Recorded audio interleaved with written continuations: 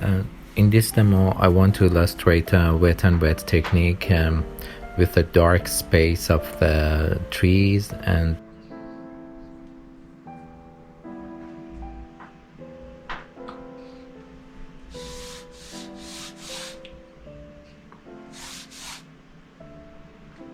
I'm making the paper completely wet in all areas, and later on I put paint with lots of water, and you see how it behaves. Because I want to show a very dark tree, and they are almost in the shadow, so I'm using ultramarine blue and make it a kind of dark purple with red.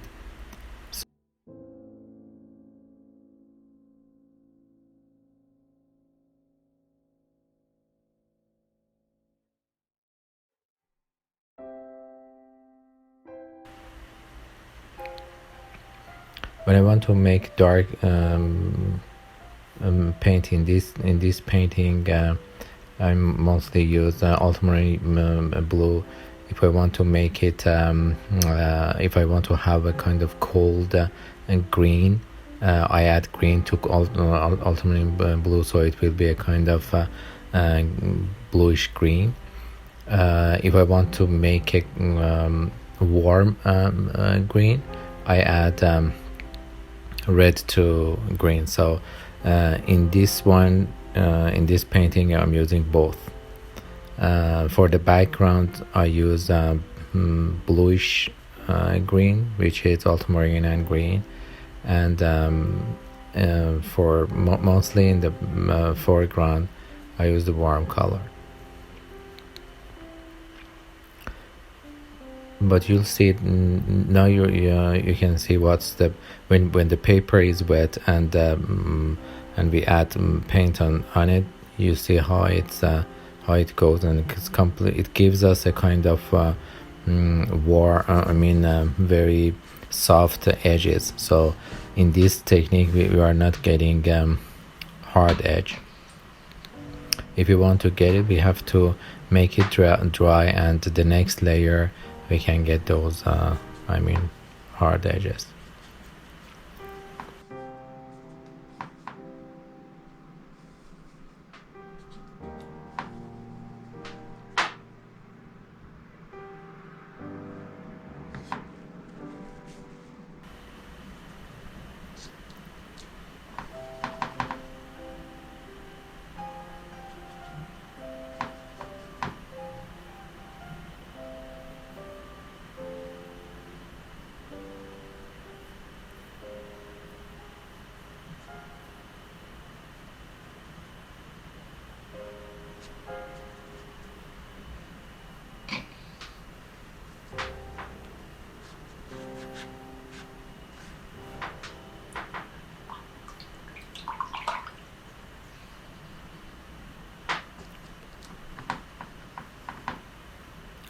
For the green space, which is closer to us in this painting, I add orange to my green, and it will be a kind of light green. Sometimes I use cadmium yellow, so it will be very light green. And because I want to keep some spaces white in the paper, so I don't add water to paint, and you see that the paint that I'm using and put it on water on the paper, it doesn't have that much water, so it's somehow very dry paint, and but the paper is wet, so it will be dry and wet technique. And when I put paint on a paper, I'm adding the shadow, which is mostly adding blue to the original color. so it gives me a kind of cool tone of the color in that case. Also I will take the color off the paper, so I'll get the white space.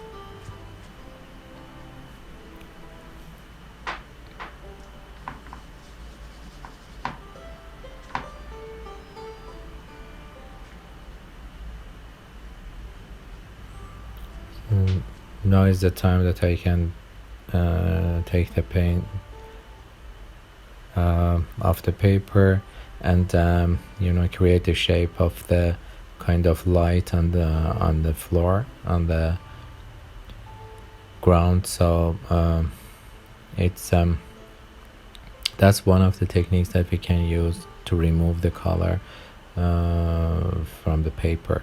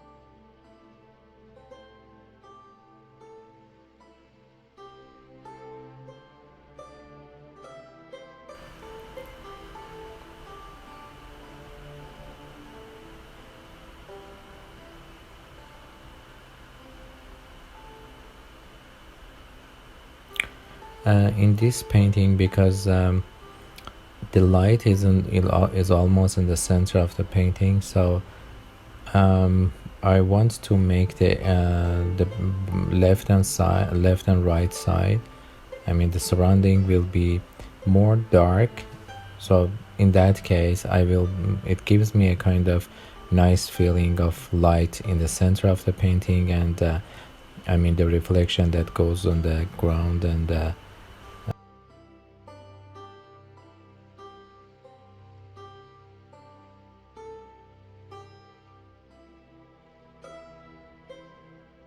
the more dark value we have on both sides of the painting, the more light we'll see in the center.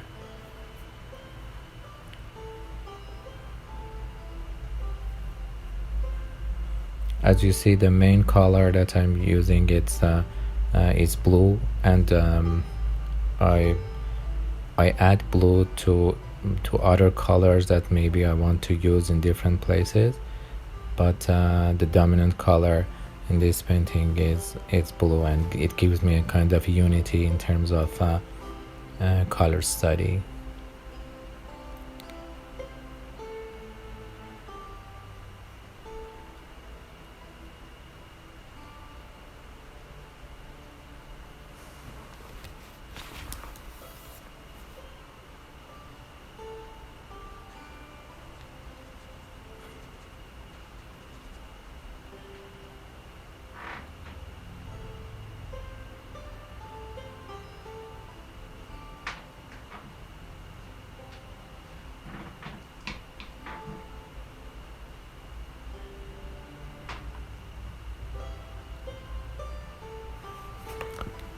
It's time to add some trees and branches.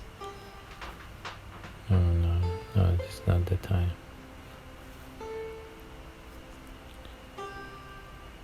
So now I'm getting I'm putting more dark paint on the trees to show the leaves, also make it darker in order to make the light actually more obvious.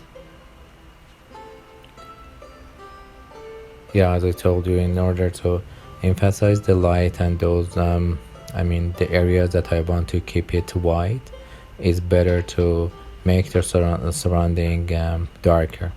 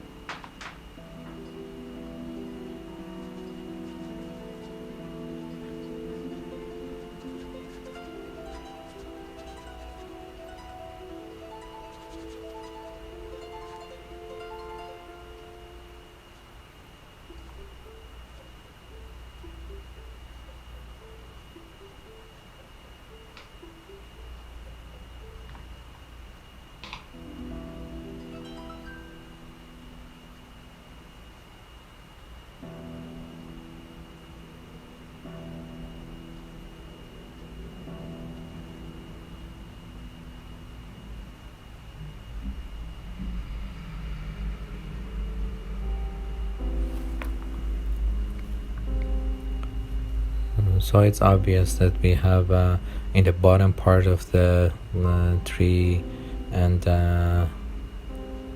leaves, so this will be dark because the light is on top of them. So by adding dark value on the dark paint on the bottom of the trees, we can get the kind of real shape of the tree, and also emphasize the form of the tree.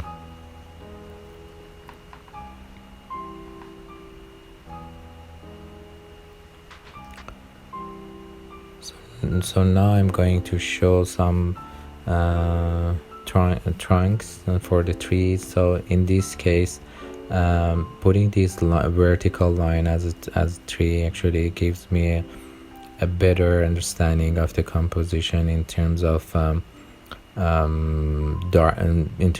dark and light, plus different elements like surfaces, lines, points in the composition. So now by adding those lines, I can say it gives me a kind of understanding what's the proportion of the painting, and it's very helpful to see where we are going to add more details, or which part we have to think more in terms of adding more details to show the better understanding of the subject in the painting, actually.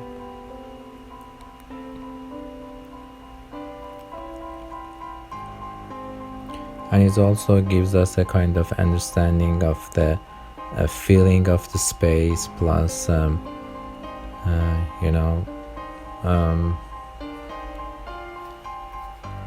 these elements are located, and what we are expecting from the space, actually.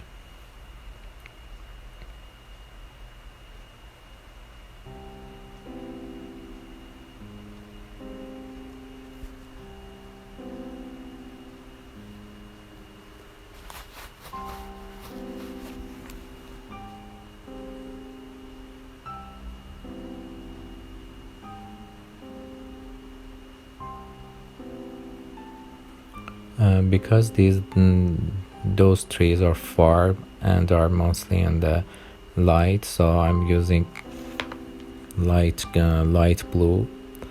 So the reason that I'm using blue is because it's cold color, and mostly cold colors actually shows in terms of color perspective, it shows a far element. So if you want to show a subject that is far from us, it's always better to use cold colors. And to make it simple, if we add blue color to every kind of other colors, it gives us a kind of cold version of the color. So for example, if we add blue to green, it will be a cold green. And if we add warm color to another color, it gives us a warm version of that color.